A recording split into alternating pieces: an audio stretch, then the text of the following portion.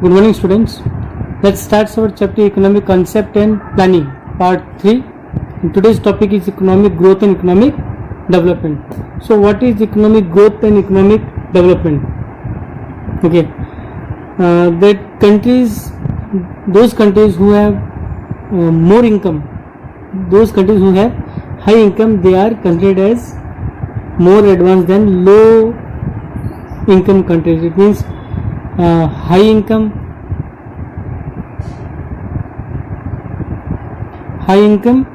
means developed countries. High income means developed, and low income means less developed countries. It means those countries who have high income, they are more developed than less developed countries. Okay, it means income is a more important criteria to compare between two countries. यानी जिस country की, जिस देश की income ज़्यादा है, यानी उनकी आय अगर ज़्यादा है तो वो ज़्यादा क्या है, विकसित है. ठीक है ना, वो देश क्या हो जाएंगे, विकसित हो जाएंगे. और जिन देशों की जो आय होती है, जो लो इनकम है, वो कम विकसित देशों में गिने जाते हैं. ठीक है ना, सिंपल सी चीज है. those countries who have high income level, they are more developed, and those countries who have low income level, they are less developed. तो मोर डेवलप्ड में कौन कौन से अपने पास एग्जांपल है, यूएसए हो जाएगा. ठीक है ना, यूएसए है, इंग्लैंड है, जिसको हम ब्रिटेन कहते हैं. ठीक है ना, एंड फ्रांस, कनाडा एक्सेट्रा. और लेस डेवलप्ड कंट्रीज में कौन सी रहेगी, इंडिया, चाइना. ठीक है ना, इंडिया हो गया, चाइना हो गया, और other countries south Asian countries हैं, साउथ एशियन कंट्रीज, ये सब की सब क्या हो जाएंगी, ये लेस डेवलप्ड कंट्रीज हो जाएंगी. ठीक है ना. Main thing is the population of these countries are different. Population of these countries are different, and that's why income level is also different. So second thing is population of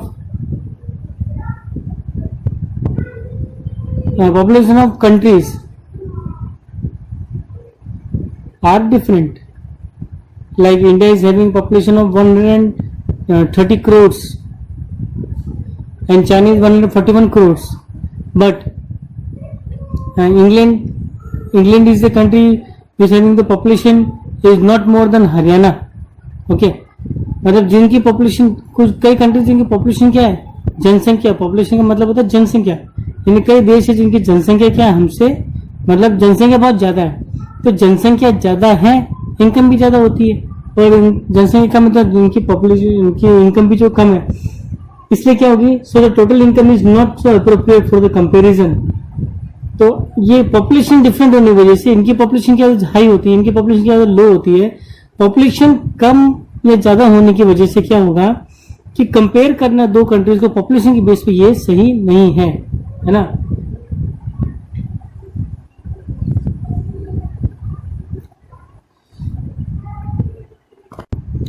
okay, so that's why income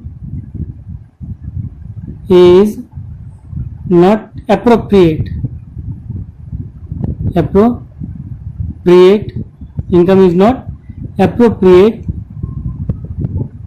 to compare any country.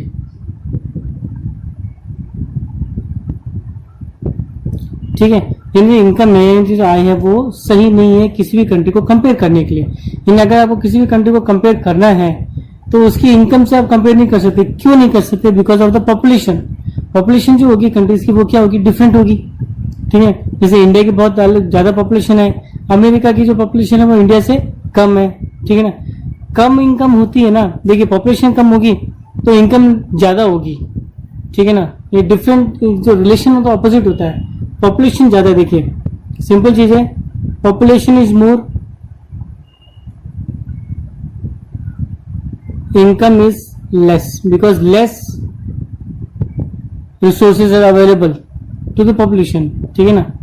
और population अगर means more population, income is less, and less population,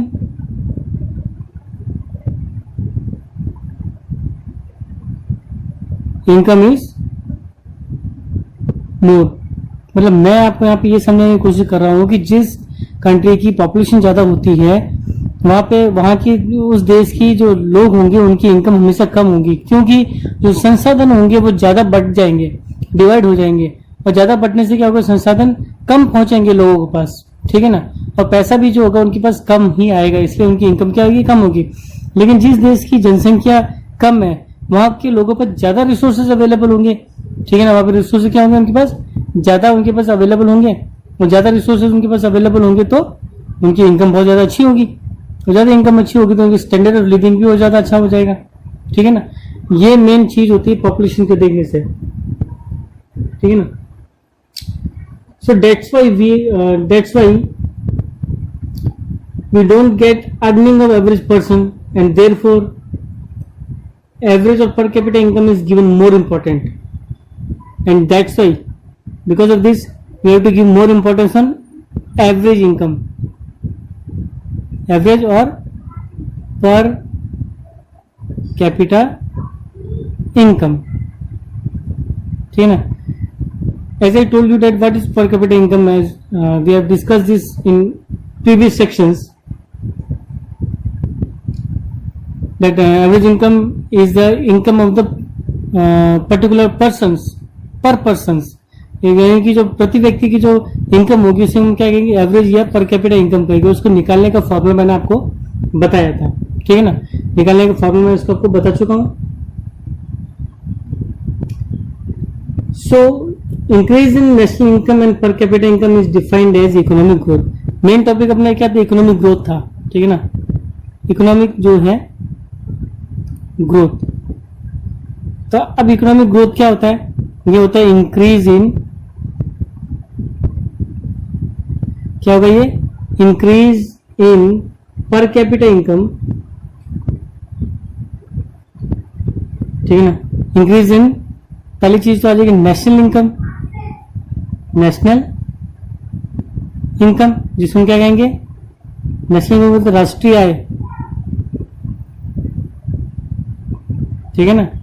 इसको क्या बोलेंगे हम, इसको बोलेंगे राष्ट्रीय आय। And per capita income, per capita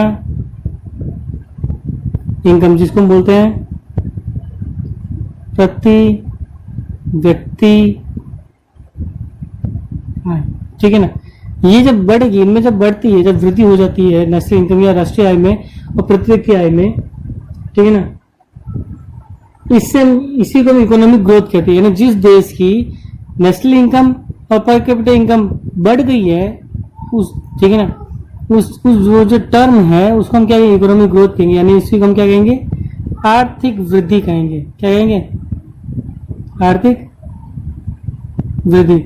सरल शब्द में ये कह सकते हैं कि जो आर्थिक वृद्धि होती है वो राष्ट्रीय आय और प्रति व्यक्ति आय में वृद्धि को ही हम आर्थिक वृद्धि कहते हैं, ठीक है। सिंपल सी डेफिनेशन है, increase in national income and per capita income is known as economic growth, ठीक है,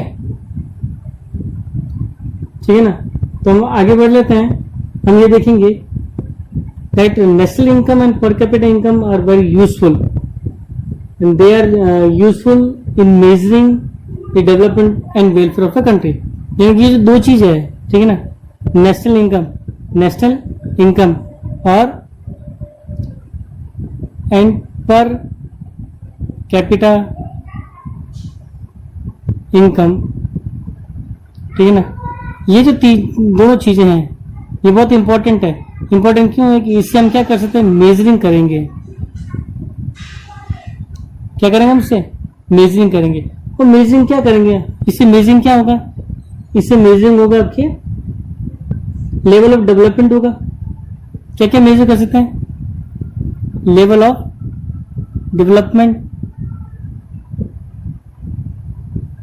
ये राष्ट्रीय आय और जो प्रति व्यक्ति आय है, इससे हम क्या कर सकते हैं? इससे हम क्या करेंगे?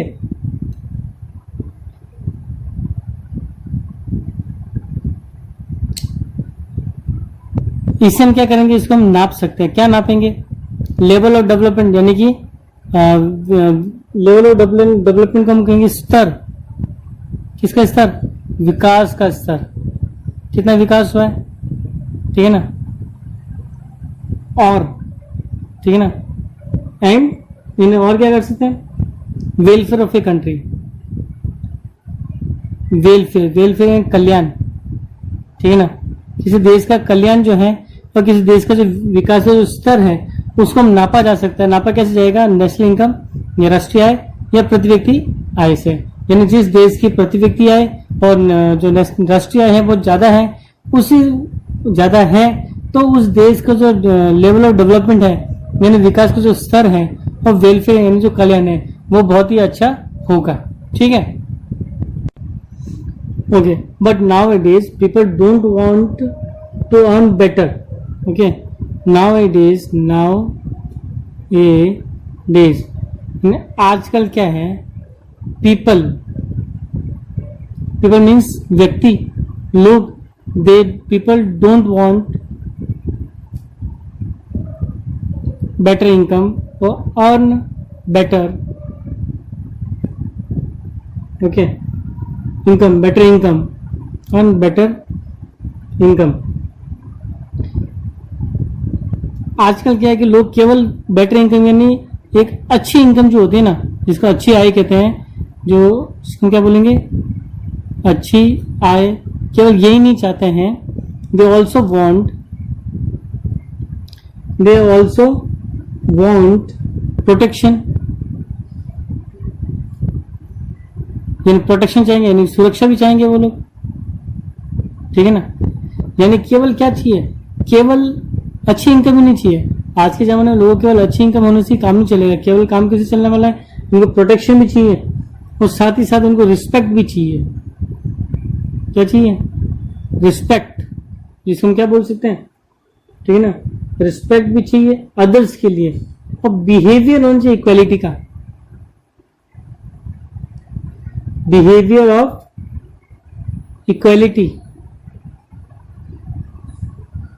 ठीक है ना, समानता का व्यवहार,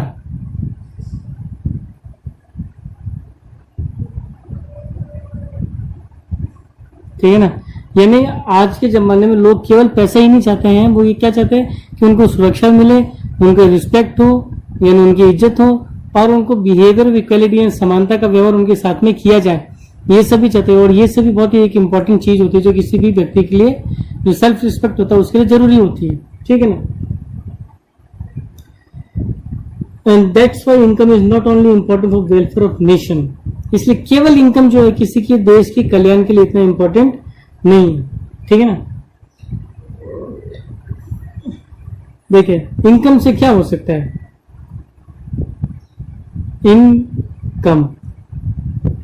इनकम से क्या हो सकता है? We get from money. Income का मतलब होता है मनी, है ना, पैसे होता है। इस पैसे से आपको क्या मिल सकता है? We only get developed social structure and good environment. मतलब कि जो डेवलप्ड है, we cannot get developed social structure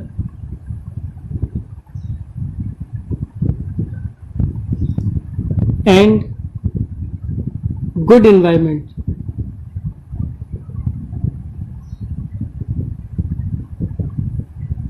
ठीक है ना, हमें develop social structure good environment money से नहीं मिल सकते। We can not buy this, है ना, money, develop social structure and good environment we can not buy these from money. यानी कि जो डेवलप सोशल स्ट्रक्चर एंड विकसित सामाजिक जो अपना संरचना है, ठीक है ना, क्या है, विकसित सामाजिक संरचना, ठीक है ना, और एक अच्छा पर्यावरण। ये सब चीज हम पैसों से नहीं खरीद सकते हैं। खरीद सकते हैं क्या? नहीं खरीदा जा सकता ये सब पैसों से। We cannot buy this from money, ठीक है ना। सो इट इज, ठीक है। Next topic is economic progress.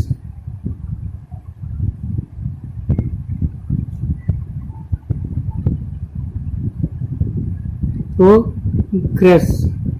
Okay, so economic progress means rise in actual production. क्या होगा? Rise in actual production. Rise in actual production और income level, ठीक है ना, और इनकम लेवल। इनकम लेवल किसका? नेशन का। Is called economic progress.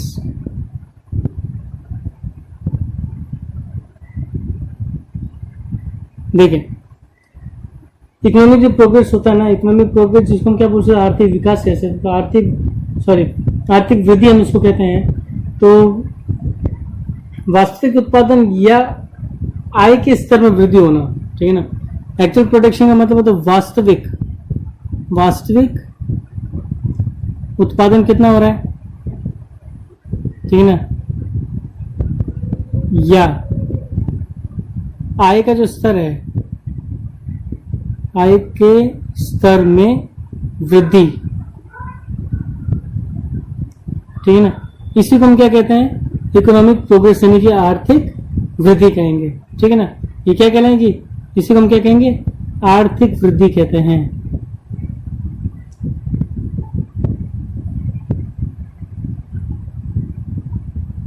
ठीक है ना, सिंपल चीज है।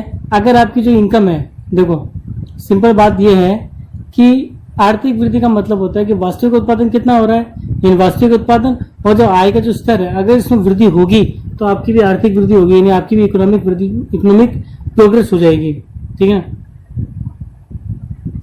और एक डायरेक्ट मेजर है change in size of economy.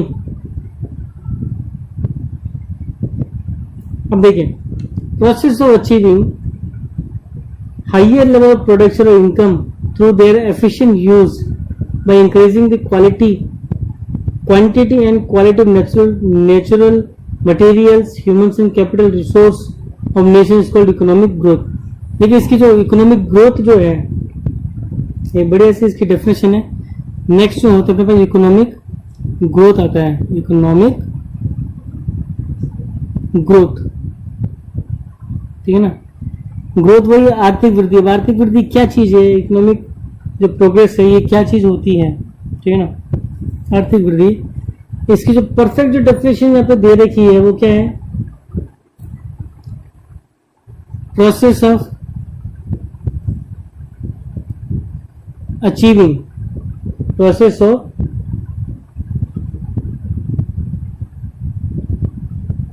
Achieving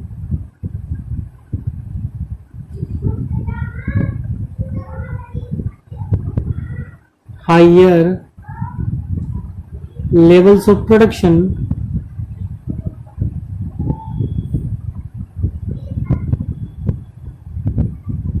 और इनकम, ठीक है। देखिए, प्रॉपर जो डेफिनेशन दे रखी है इसमें, यहाँ पे दे रखी है जो प्रोसेस जो है अचीव करने का, क्या अचीव करना? हायर लेवल्स ऑफ प्रोडक्शन, जिसे हम वास्तविक उत्पादन कह रहे थे, और इनकम किसके थ्रू होगा? ये इनकम ये किसके थ्रू होगा? ये सब होगा आपके, ये होगा इनकी नेचुरल मटेरियल से, थ्रू नेचुरल मटेरियल यानी कि प्राकृतिक संसाधन, प्राकृतिक पदार्थ, प्राकृतिक पदार्थों से, फिर ह्यूमन, ह्यूमन यानी कि व्यक्ति,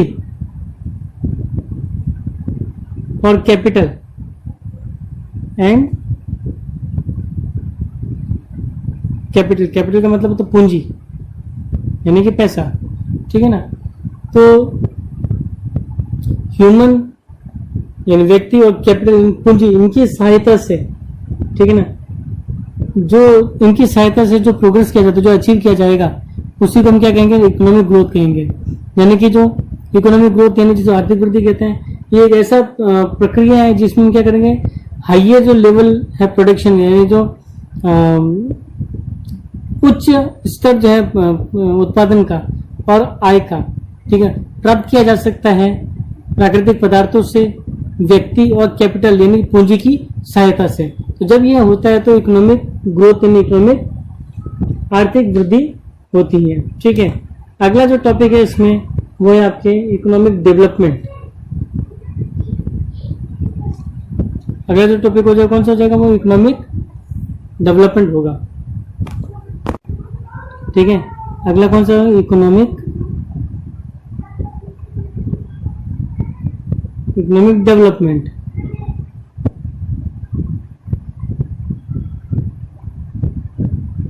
ठीक है, what is economic development?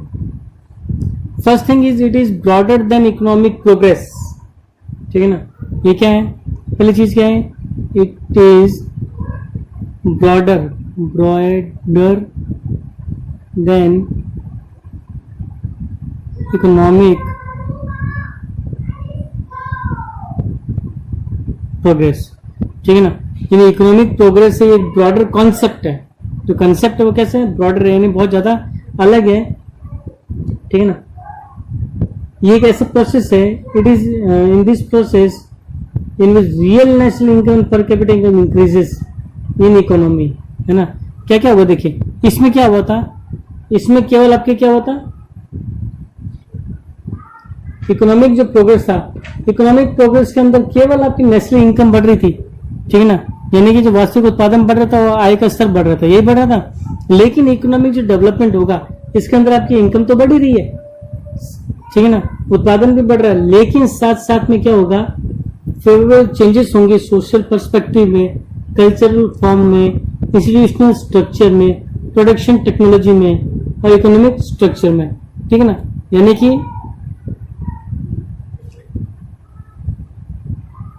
It is a process क्या है, प्रोसेस एक प्रोसेस है जिसमें real national income and per capita income,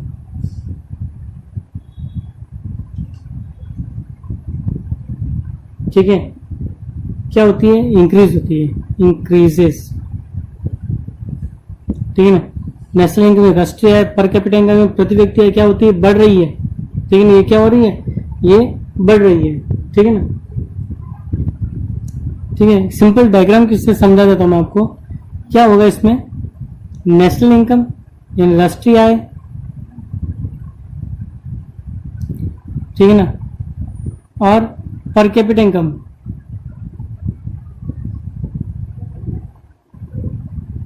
जिसे हम प्रति व्यक्ति आय कहते हैं,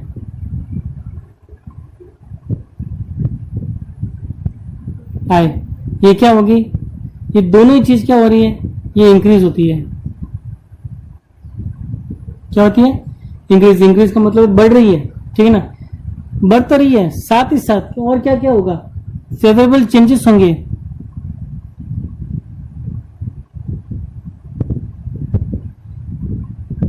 ठीक है ना। साथ में क्या होगा, फेवरेबल चेंजेस। फेवरेबल चेंजेस कौन से, फेवरेबल जो चेंजेस है कौन कौन से होंगे, जैसे फेवरेबल चेंजेस का मतलब क्या होगा,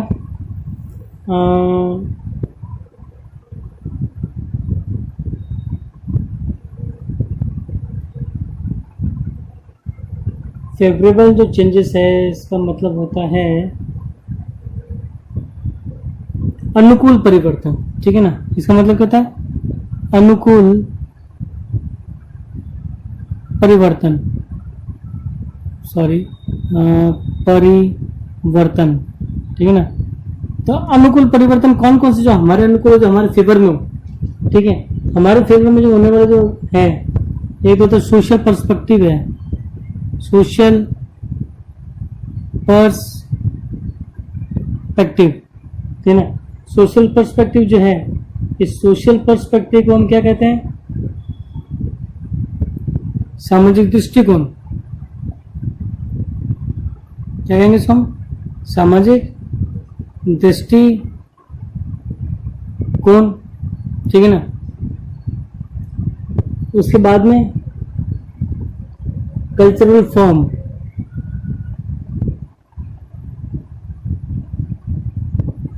ठीक है ना, सांस्कृतिक स्वरूप,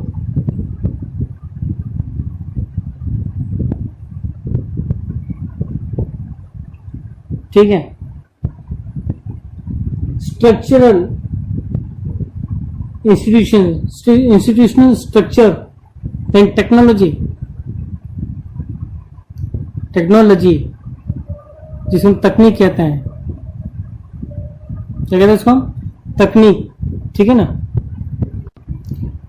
ठीक है, तो इन सब में जो बढ़ोतरी हो रही है, जो इंक्रीज होता है, इन सबको मिलाकर, यानी केवल नेशनल इनकम और जो पर capita income plus social structure है, टेक्नोलॉजी है, प्रोडक्शन की जो टेक्नोलॉजी होती है, इकोनॉमिक स्ट्रक्चर, इनमें भी इंक्रीज अगर होता है तो ये इकोनॉमिक डेवलपमेंट कहलाता है, ठीक है ना। यानी इकोनॉमिक डेवलपमेंट में आपको क्या करना पड़ेगा, इकोनॉमिक डेवलपमेंट में सब चीजों का काम होगा।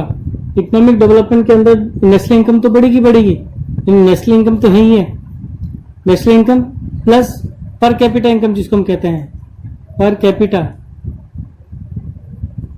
इनकम, ये तो इंक्रीज होती है। साथ ही साथ में क्या होगा, जो स्ट्रक्चरल इंस्टीट्यूशन है, ठीक है ना, स्ट्रक्चरल इंस्टीट्यूशन, फिर आपका ये आ जाता है पर्सपेक्टिव, कौन सा पर्सपेक्टिव, सोशल पर्सपेक्टिव, ठीक है ना। Production technology,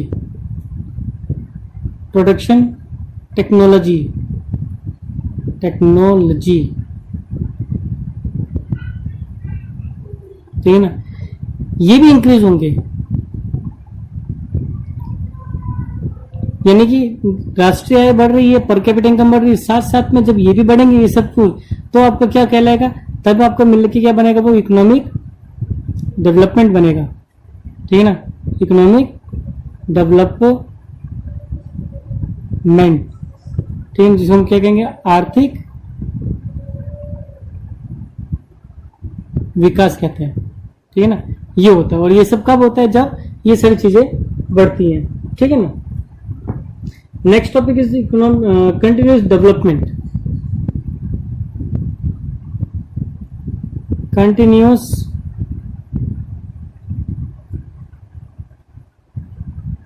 development.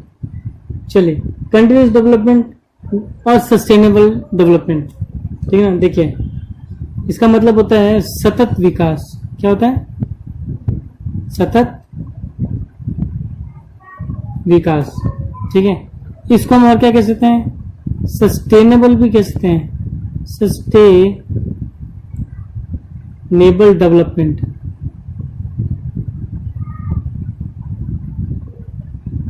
ठीक है ना, जिसको हम बोलते हैं धारणीय विकास। छोटा सा कॉन्सेप्ट है, ज्यादा बड़ा नहीं है, समझा देता हूं। देखिए, sustainable development is which meets the needs of the present without compromising its ability to satisfy the needs of future generation। क्या चीज है ये, ठीक है ना। ये क्या करता है, it means use the resources in a optimistic way, use of the resources in optimistic way, ठीक है ना। ऑप्टिमिस्टिक यानी उपयोगी तरीके से इस्तेमाल करना रिसोर्सेज को, एंड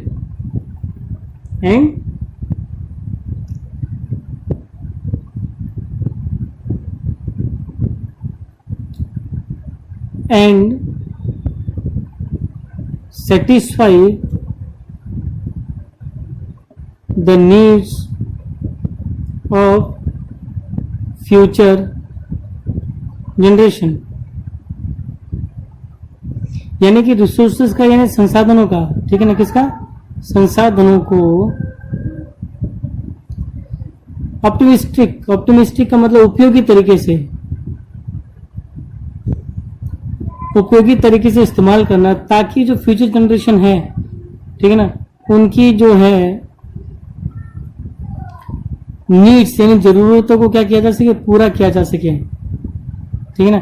ये सिंपल चीज है, यानी संसाधनों का इस तरह से इस्तेमाल किया जाए कि प्रेजेंट की जो यानी जो अभी जो प्रेजेंट टाइम जो चल रही है, वर्तमान की जरूरतों को भी तो पूरा किया जा सके और फ्यूचर की जनरेशन के लिए भी बचाया जा सके, ठीक है ना। We have to save resources for future generation also.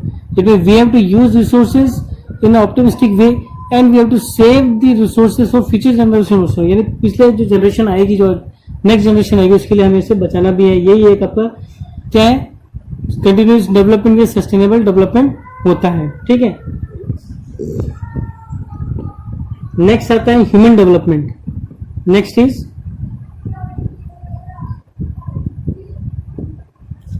Human development. क्या है human development? Human development, concept of human development became vocal and with the creation of human development index in 1990। मतलब ये क्या है, सबसे पहले ह्यूमन डेवलपमेंट जो हुआ था 1990 के अंदर शुरू हुआ था, जब ह्यूमन डेवलपमेंट इंडेक्स बना था, ठीक है ना। क्या होता है, ह्यूमन डेवलपमेंट इंडेक्स बनाया गया था 1990 के अंदर, ठीक है ना। And this index is prepared by, it is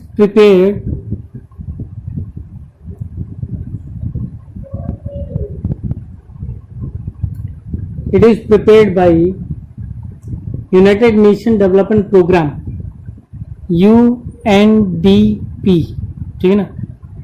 UNDP means United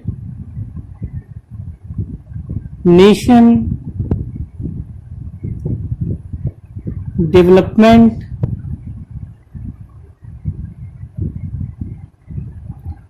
programme.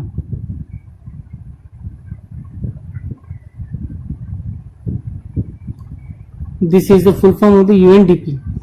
So it is first prepared by the UNDP।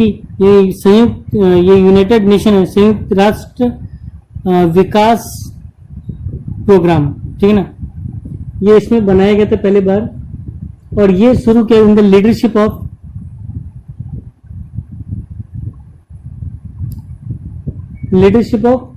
महबूब उल हक, महबूब उल हक, ठीक है ना। यानी महबूब उल हक के लीडरशिप में इस प्रोग्राम ने ह्यूमन डेवलपमेंट इंडेक्स बनाया था, ठीक है ना। और and this index is prepared to measure the level of human development. क्यों बनाया गया? To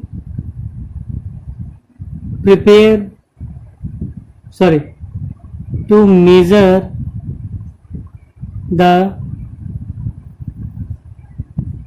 human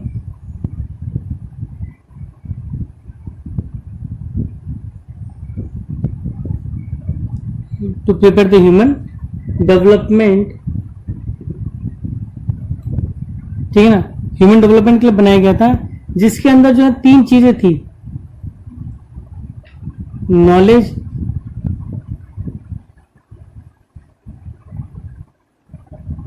health and living standard.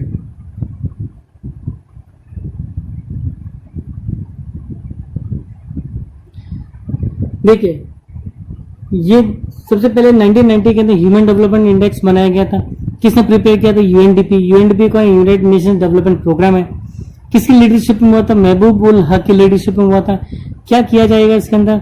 What this index give information? This index measures the human development, है ना, on the basis of knowledge, health and living standard. ये तीन चीजें इसमें होते हैं, तीन चीजों से ही क्या करते हैं इसका नॉलेज यानी कि ज्ञान, स्वास्थ्य और आपका जीवन स्तर, ठीक है ना। इन तीन चीजों को देखकर आपका ह्यूमन का जो है वो पता लगाया जाता है कि ह्यूमन का विकास कितना हुआ है, ठीक है ना। And this index was prepared because the final creation criterion for evaluating the development result, ठीक है ना। तो इससे मतलब जिस कंट्री का ह्यूमन डेवलपमेंट इंडेक्स अच्छा है, एंड जिस देश का ह्यूमन जो है उसका डेवलपमेंट अच्छा हो रहा है, वो क्या हो जाएगा? डेवलप्ड हो जाएगा, ठीक है ना। वो खुश भी रहेंगे, ठीक है। Next topic is planning in India. Planning in India, देखें इंडिया में जो प्लानिंग है वो कैसे किया जाता है?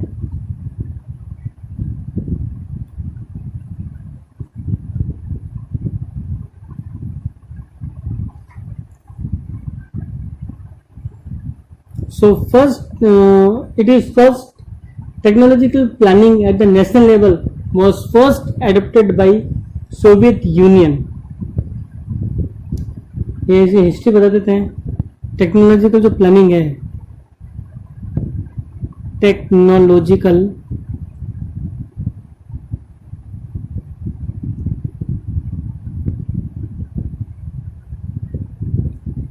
फर्स्ट adopted by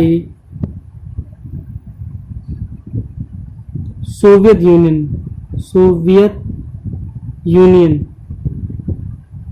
ठीक है ना। पहले बार इसको अपनाने वाला कौन था? सोवियत यूनियन था, ठीक है ना। Soviet union announces is central planning in 1928, okay. 1928 में इसने अपनी सेंट्रल प्लानिंग बताई थी। सेंट्रल प्लानिंग यानी केंद्रीय योजना, ठीक है ना। एक केंद्रीय योजना इन्होंने बनाई थी, और ये केंद्रीय योजना के अंदर इन्होंने जो इकोनॉमिक डेवलपमेंट बना रहे थे ये, ठीक है ना। केंद्रीय योजना क्या बनाएंगे? ये केंद्रीय योजना 5 ईयर प्लानिंग की मीडियम से बनाई थी। 5 ईयर 5 ईयर प्लानिंग के मीडियम से इन्होंने ये बनाई थी, ठीक है ना। अभी जो 5 ईयर जो प्लानिंग है, जिसको हम क्या कहते हैं? पंचवर्षीय योजना कहते हैं। पंचवर्षीय योजना। First 5 year planning is adopted by USSR in 1928।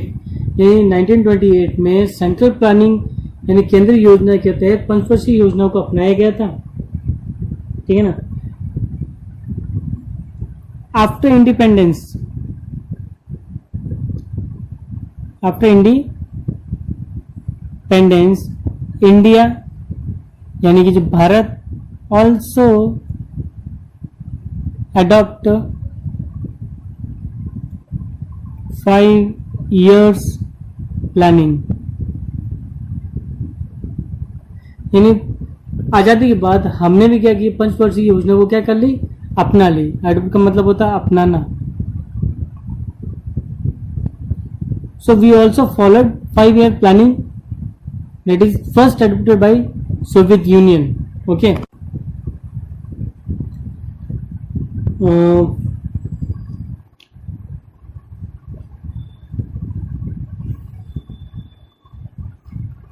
So we have started this planning in 1934. First attempt in history of Indian economic planning in 1934, and that is done by Sri M. Visvesvaraya,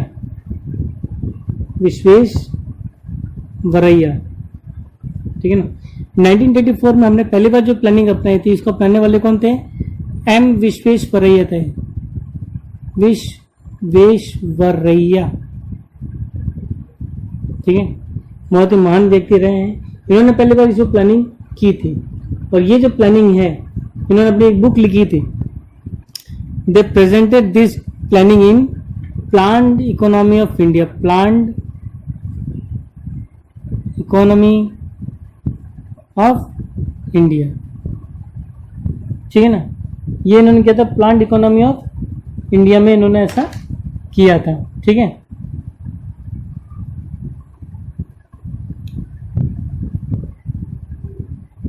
चलिए, फिर after freedom planning commission established, okay. अगला जो था अपने पास क्या बना? After freedom, भाई planning को बनाएगा कौन? तो प्लानिंग कमीशन स्टैब्लिश किया गया।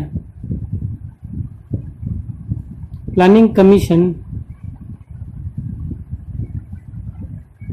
स्टैब्लिश्ड, ठीक है ना। प्लानिंग कमीशन स्टैब्लिश किया गया था। क्यों किया गया था प्लानिंग कमीशन को स्टैब्लिश?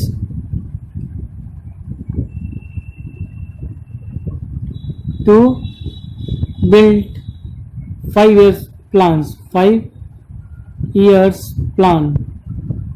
देखिए, आजादी के बाद एक प्लानिंग कमीशन बना, ठीक है ना। प्लानिंग कमीशन जो होता है, प्लानिंग कमीशन को हम बोलते हैं आजादी के बाद में योजना आयोग बनाया गया, ठीक है ना। क्या बनाया गया? योजना। योजना बनाने के लिए किसका निर्माण किया गया था? योजना आयोग का निर्माण किया गया था, ठीक है। फ्रीडम के बाद में किस लिए किया गया? ताकि ये क्या बनाएगा? पंचवर्षीय योजनाएं बनाएगा। पंचवर्षीय योजना बनाएगा। क्या बनाएगा? ये बनाएगा पंचवर्षीय योजना बनाएगा भारत के लिए। इसके लिए क्या किया था? इसको स्टेब्लिश किया गया था, ठीक है ना। और ये कब हुआ था? तो ये 1950 में किया गया था। कब किया गया था इसको? 1950 में स्टेब्लिश हुआ था। क्या हुआ था? प्लानिंग कमीशन, ठीक है। अब प्लानिंग कमीशन के स्टेब्लिश होने के बाद में मेन जो फंक्शन रहेगा इसका, फंक्शन है जो मुख्य जो कार्य रहेगा, फंक्शन मतलब कि मुख्य जो कार्य, क्या काम करना है इसको evaluate the resources of the nation and to increase them. क्या करना है?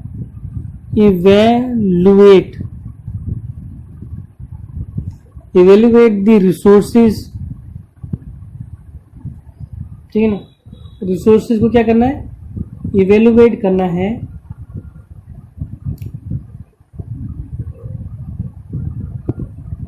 यानी संसाधनों का आकलन करना है।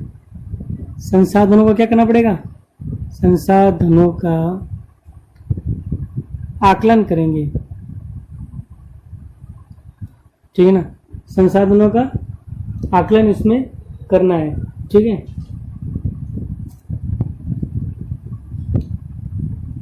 और बैलेंस करना है। आकलन भी करेंगे एंड इंक्रीज देम।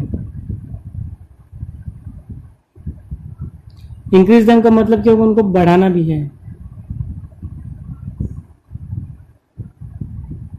ठीक है ना। तो इसी के लिए क्या किया गया था? Planning commission was the post constitutional advisory body in, okay. आगे क्या बढ़ा कि 1952 government of India establish national development council. क्या बना इसने? 1952 में नेशनल डेवलपमेंट काउंसिल बनी, ठीक है। काउंसिल बनी। मेन गोल क्या था?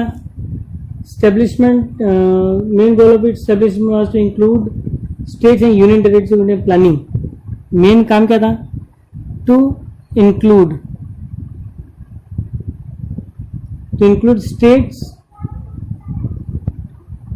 And union territory in planning,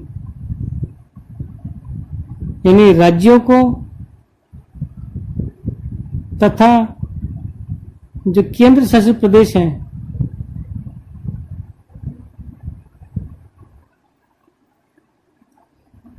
को शामिल करना, ठीक है ना। शामिल किसको करना है, शामिल करना किसको, राज्यों को, केंद्र शासित प्रदेशों को प्लानिंग में यानी योजना में इसको क्या करना है, शामिल करना है, ठीक है ना। इसके इसको स्टेब्लिश किया गया था।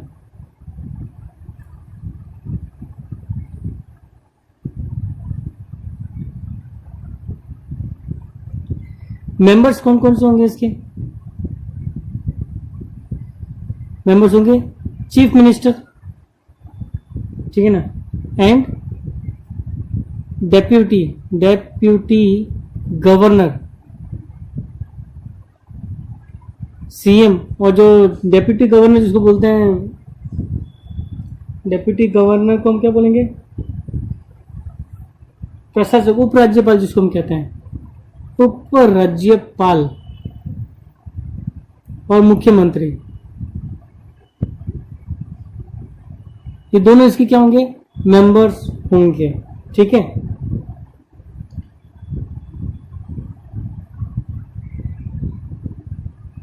ठीक है, आज के लिए so we have some important questions for you. You have to write these questions, take a screenshot of these questions, okay, and write the answers in your notebook and prepare notes. Thank you very much.